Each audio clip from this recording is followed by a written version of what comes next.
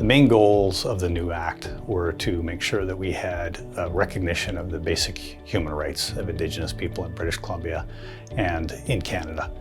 And it was important for us also to find a new path forward for reconciliation with Indigenous peoples in British Columbia.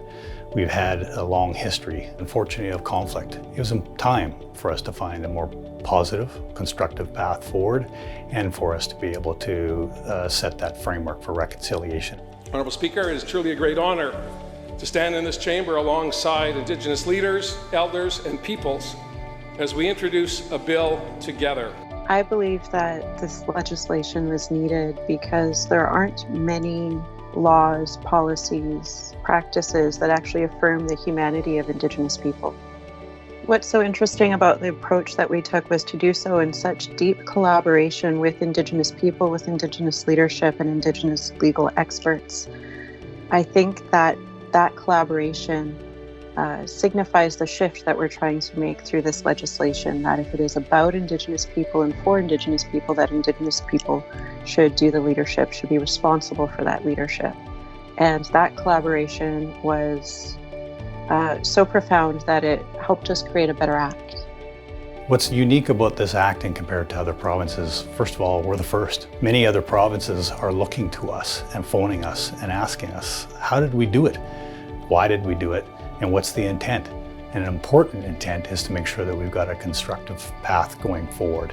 We can recognize the important history of Indigenous peoples and recognize the future that we can build together by working in partnership. When we started this effort, this was part of every minister's mandate letter.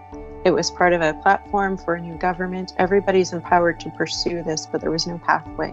The faith in our intentions is one thing, but the trust that we can find a way through together is something else. We had leadership at introduction who historically have been at odds with each other come to support this one piece together. I do believe the piece around trust is built on the doing the work that goes with the intentions. And I believe that everybody came together with this, and you can see that through the whole process of the legislation. It doesn't change anything overnight, but it does call for us to change things over time. This new legislation was needed to make sure that we were building a constructive, positive foundation for moving forward. Indigenous people have a saying, nothing about us without us.